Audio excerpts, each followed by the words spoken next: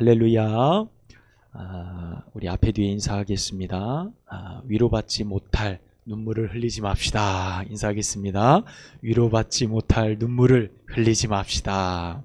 네, 오늘 말씀의 제목입니다. 늘 설교 준비하면서 제목 정하는 게 참 쉽지 않지만 오늘 제목은 제목 그대로 의미가 있다라는 생각을 해보게 되어집니다. 본문이 길죠. 18장부터 19장까지 연결되어지는 말씀이기 때문에 본문 내용은 끊을 수가 없어서 전체 내용을 오늘 우리가 함께 나누고자 합니다. 우리가 잘 알듯이 함께 나누었듯이 전쟁이 일어나고 압살롬의 모반은 실패로 끝나게 되어집니다. 어떻게 보면 의외죠. 압살롬은 모든 완벽한 상황들을 다 가지고 있었죠.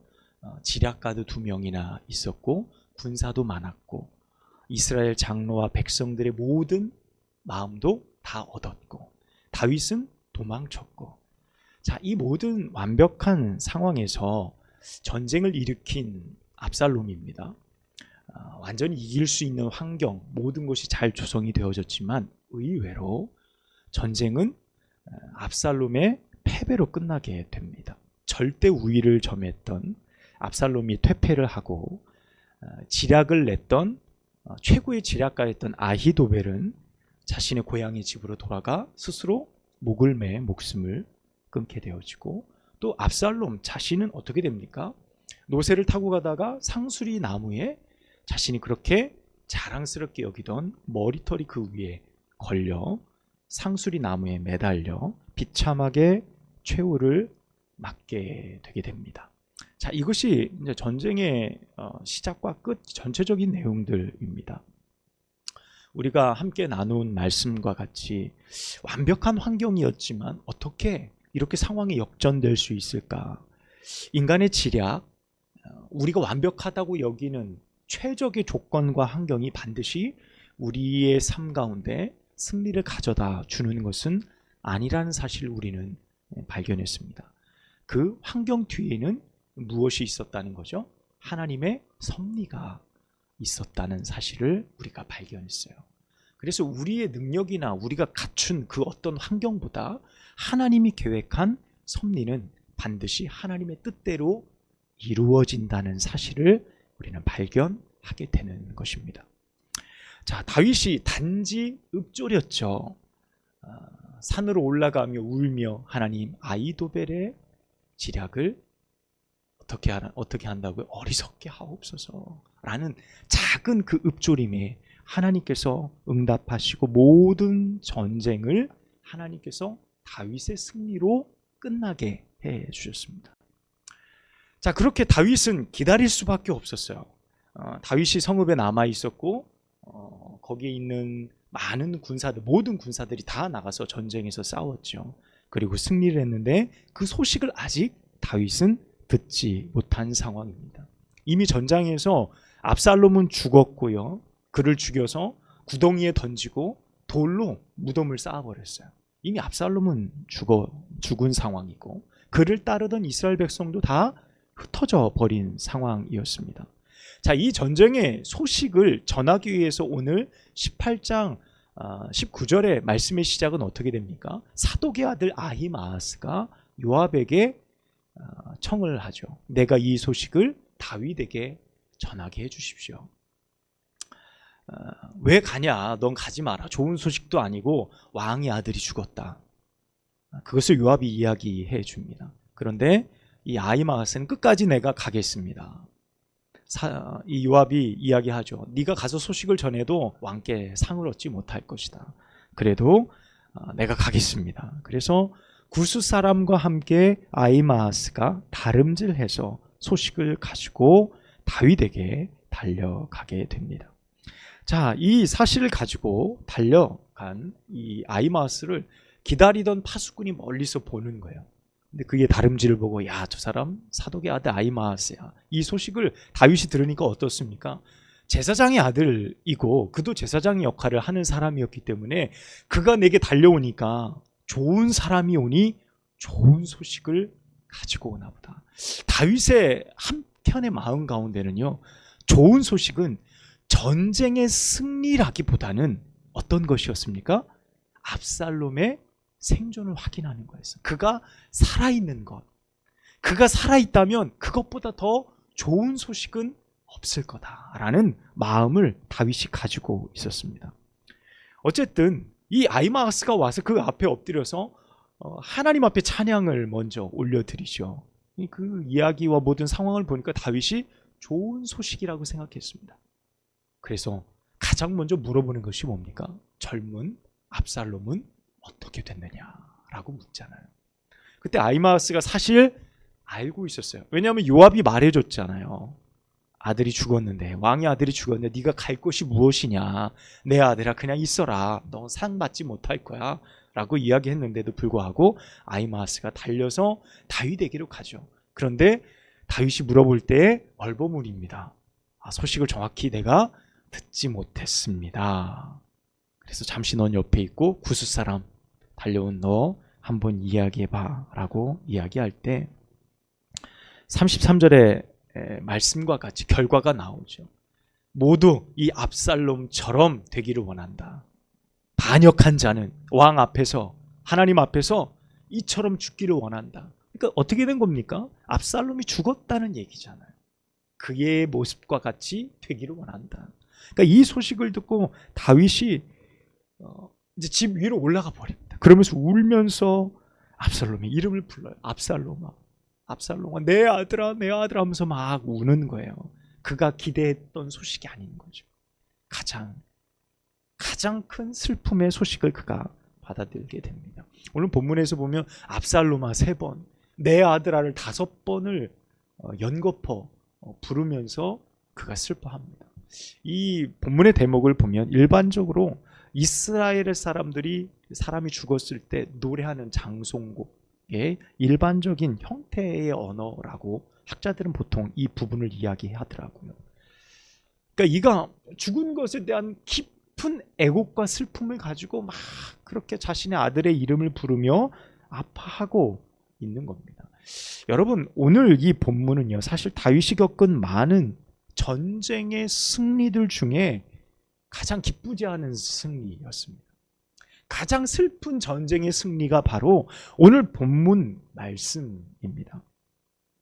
전쟁에서 승리했지만 그 전쟁이 결코 기쁘지 않은, 그저 아프기만 했던 것, 그것은 어떻게 보면 압살롬을 향한 아버지 다윗의 마음일 것입니다.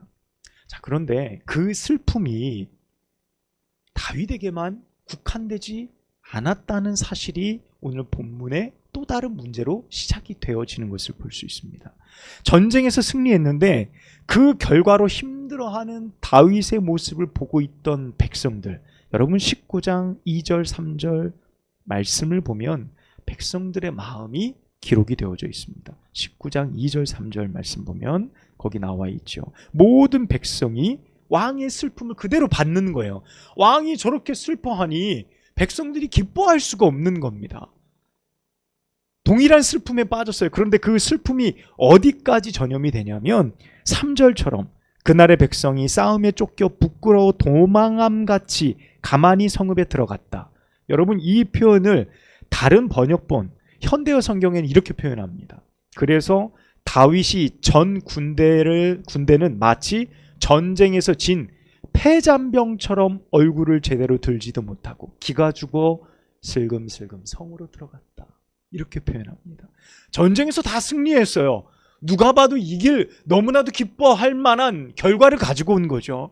나라를 뒤집어 엎으려고 했던 모반이 실패한 겁니다. 다시 나라가 안정될 수 있는 겁니다. 나라가 더 이상 갈라지지도 않을 수 있는 모든 환경들이 된 거예요. 이보다 더 기쁜 일이 없는데 왕이 슬퍼함으로 모든 백성들이 전쟁에서 진 패잔병처럼 그들 마음 가운데 기쁨을 말할 수 없는 상황 가운데 놓이게 되어졌다는 거죠. 여기서 부끄러움이다 라는 것은 어떻게 보면 왕을 위해서 목숨을 내놓고 싸운 왕의 사람들이 느끼는 감정입니다. 요압이 이야기한 말이죠. 19장 5절 말씀이 그겁니다. 이제 요압이 집에 들어가서 다윗에게 이야기하잖아요. 왕께서 오늘 왕의 생명과 왕의 자녀의 생명과 처첩과 비빈들의 생명을 구한 모든 부하들의 얼굴을 부끄럽게 하셨다라고 말하는 말이 맞는 거예요. 그의 슬픔이 자신을 위해서 생명을 건 부하들의 어떤 그 모습을 부끄럽게 했다라는 것이 맞아요. 어떻게 보면 정확한 표현으로는 배신감일 수도 있을 것입니다. 자, 이에 요압이 이제 다윗에게 단판을 지러 들어가는 거예요. 그 소식을 듣고. 그 5절과 7절 내용이 그거예요. 매우 강한 어조로, 요압이 매우 강한 어조로 다윗을 나무라듯 해요. 5절 6절은 강변하죠. 금방 우리가 읽은 것처럼 강변합니다. 그러면서 이야기하죠. 차라리 우리가 죽었으면 왕께서 기뻐하셨겠습니다 라고 이야기를 해요. 왕께서 사랑하는 자가 살고 왕께서 미워하는 자를 더 사랑하시고 이 상황이 되니 우리가 살아있는 것이 무슨 의미가 있겠습니까? 우리가 승리한 것이 무슨 의미가 있겠습니까? 차라리 우리가 죽었다면 왕께서 더 기뻐하셨을 겁니다 라는 말을 하게 됩니다. 자, 어떻게 보면 요압의 말이 너무도 정확하죠. 물론 신하로서 무례한 말이고 동시에 자신의 생명을 건, 목숨을 건 말입니다. 조금도 틀리지 않아요. 압살롬이 살고 모든 사람이 죽었다면 차라리 좋았겠다라는 말은 정확하게 다윗의 마음을 요압이 꿰뚫어 보고 있는 거죠. 그의 심령의 말을 그대로 읽어내고 있는 요압의 모습을 볼 수 있습니다. 여러분, 이것이 무엇입니까? 다윗이 자신의 지금 사사로운 감정에 휩싸여 있다는 거예요. 아들이 죽은 것이 사사로운 감정일까? 여러분, 말씀을 보십시오. 그릇된 행동. 다윗이 압살롬의 아버지인 사실은 변하지 않습니다. 그러나 그보다 더 중요한 사실이 무엇입니까? 지금 다윗은 압살롬의 아버지이기 전에 이스라엘의 왕이라는 사실을 그는 망각하고 있다는 거예요. 이스라엘 왕으로 기름 부음 받았다라는 것, 이스라엘의 왕으로 하나님의 통치 아래 백성을 다스린다는 이 사실은 자신의 아들을 지키는 것보다 더욱 중요한 가치가 그 가운데 있습니다. 왕은 바른 판단, 정의를 실현하고 백성을 섬겨야 되는 분명한 하나님의 말씀을 그가 지키고 실행하고 실현하는 일을 감당해야 될 사람이 바로 왕이었습니다. 자, 그런데 그가 지금 뭐 하고 있습니까? 아들의 희생을 놓고 울고 아파하고 있습니다. 여러분, 그 아들이 뭐한 아들이에요? 모반을 한 아들이죠. 왕좌를 찬탈하기 위해서 쿠데타를 일으킨 아들입니다. 다윗의 왕조 가운데 이와 같은 일을 벌인 자가 없을 만큼 이 압살롬의 죄는 너무도 컸던 것이죠. 그런데 다윗은 그 아들의 죽음을 더욱 슬퍼하고 있다는 겁니다. 결국 다윗은 요압의 말대로 백성 앞에 서요. 요압이 뭐라고 이야기합니까? 오늘 왕께서 백성 앞에 나가지 아니하시면 왕과 함께하는 사람이 단 한 명도 없을 겁니다.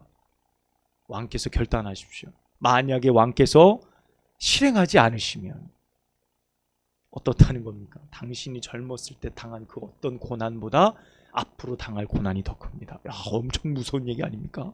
엄청 두려운 이야기 아니에요? 이 다윗이 번쩍 정신이 들었던 것 같아요. 그래서 백성들 앞에 서게 돼요. 그리고 그들의 노고를 치하하고 전쟁의 승리를 함께 기뻐하는 모습으로 이 상황이 일단락되는 것으로 끝나게 됩니다. 여러분, 사사로이 압살롬을 사랑하는 이 다윗의 모습, 그가 모바나의 나라의 질서를 무너뜨렸고 그를 통해 무려 몇 명이 죽었습니까? 2만 명이라는 어마어마한 사람들이 전쟁에서 아무 목적도 이유도 없이 죽었어요.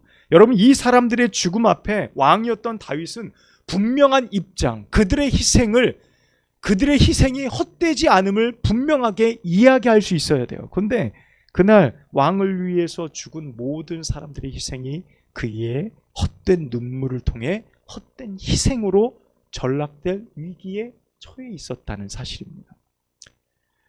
다윗은 끝까지 압살롬을 용서하기 원했고 그가 죽지 않기를 바랬습니다. 이것이 아버지의 마음일 수도 있겠죠. 그런데 지금 다윗이 그래선 안 됐죠. 자신을 위해, 그리고 압살롬 때문에 무려 2만 명의 사람이 죽었어요. 그 사람들의 가족, 그 사람들의 슬픔과 아픔, 다윗의 눈물, 여러분 그것 오롯이 다윗이 다 책임질 수 있어야 되는 자리에 그가 있어야 됐는데 그것을 감당하지 못했어요. 여러분 오늘 말씀의 제목처럼 지금 다윗의 눈물이 조금도 위로받지 못하는 이유가 무엇입니까? 그는 왕으로서요, 백성의 죽음과 압살롬의 죽음을 놓고 차별을 두고 있다는 거예요. 동일한 죽음, 동일한 생명, 수만 명의 사람이 죽고 그 중에 한 사람인 자신의 아들이 죽었는데 그 죽음의 가치를 그가 역전시키고 있다는 거예요. 그 가치를 더 높이 사고 그것으로 희생한 많은 사람들의 희생을 가치 없게 여기고 있다는 거예요. 그것이 바로 이스라엘 왕 다윗이 벌이고 있는 모습이라는 겁니다.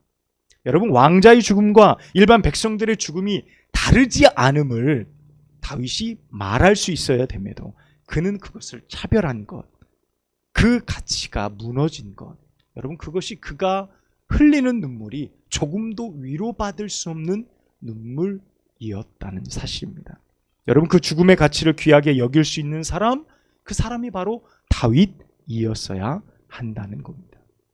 여러분 오늘 조금은 긴 말씀이지만 우리는 오늘 이 대목을 통해 무엇을 우리가 배우고 무엇을 깨달을 수 있을까요?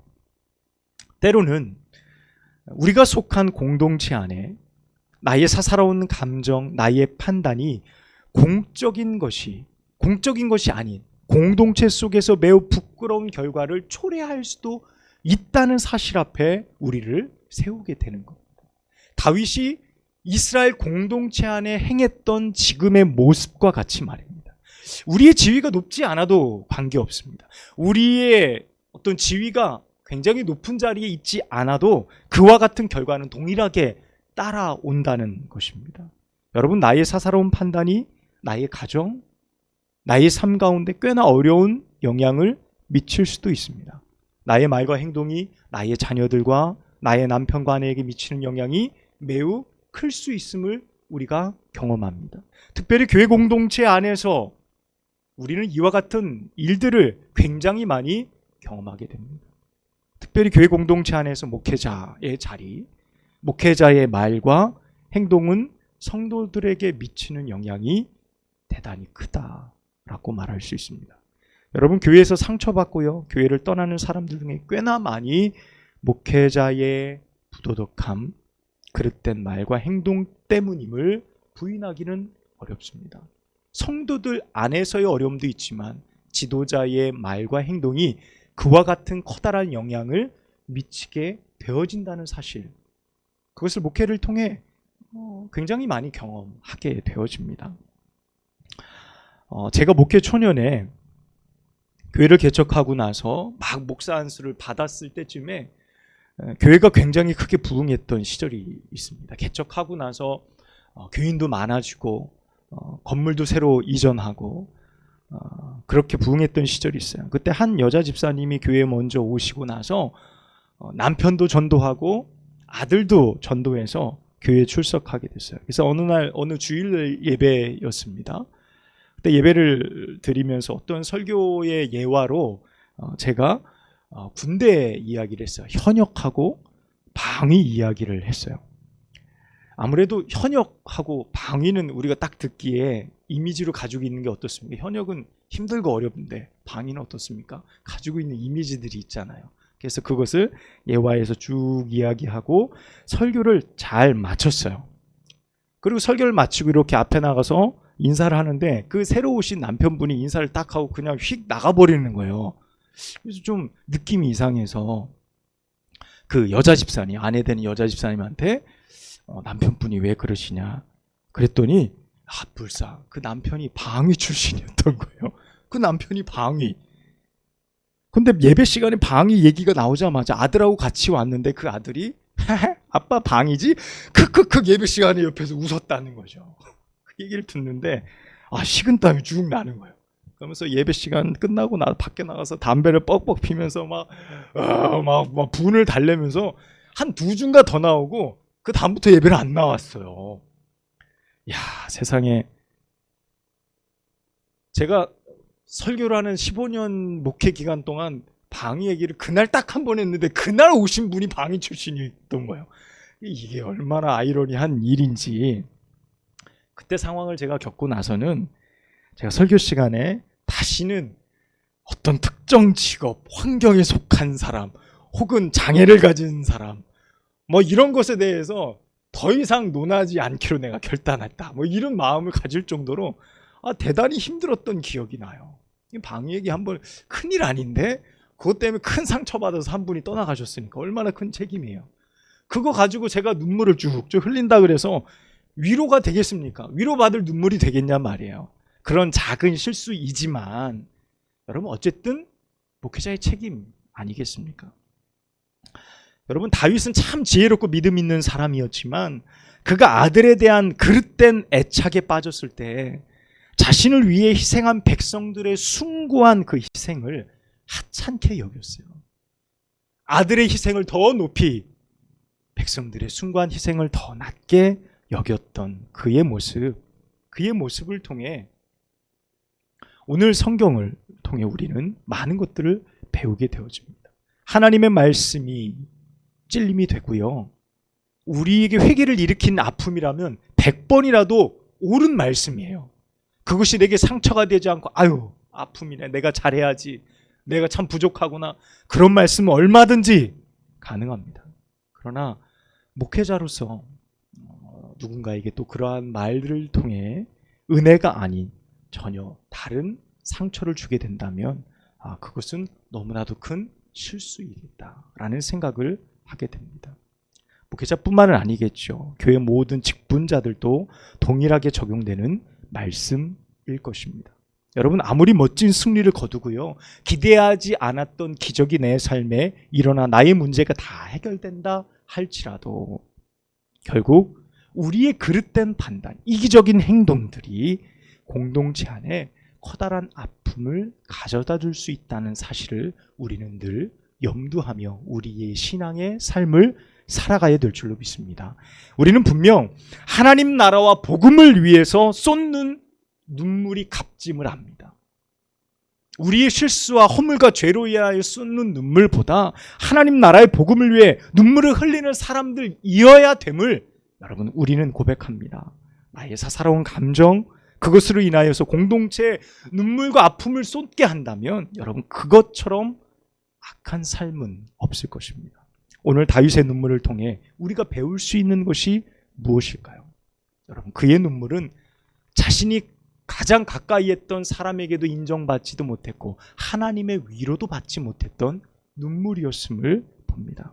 그런 의미 없는 눈물을 내려놓고요, 정말 울어야 할 곳에 울고 우리의 마음을 쏟아야 될 곳에 쏟고, 그것이 하나님 나라의 복음이고 그 복음을 위해 눈물로 하나님의 교회를 세워가는 거룩한 일들을 감당하는 우리 모두가 되기를 주님의 이름으로 간절히 축복합니다. 기도하겠습니다. 아버지 하나님, 오늘 다윗의 모습을 바라보며 우리가 울어야 할 곳에 우리가 흘려야 될 눈물이 어떤 것인지를 하나님 깨닫게 하시고 알게 하시니 감사합니다. 하나님, 연약한 우리의 삶에 실수와 허물로 인하여 흘려지는 눈물보다 하나님 나라를 세워가고 공동체를 위하여 헌신함으로 쏟는 우리의 눈물이 더욱 값짐을 우리가 알게 하여 주시니 감사합니다. 우리의 삶, 행동, 말 모든 것들이 바로 그와 같은 것들이 되어지도록 인도하여 주시옵소서. 예수님의 이름으로 간절히 기도합니다. 아멘.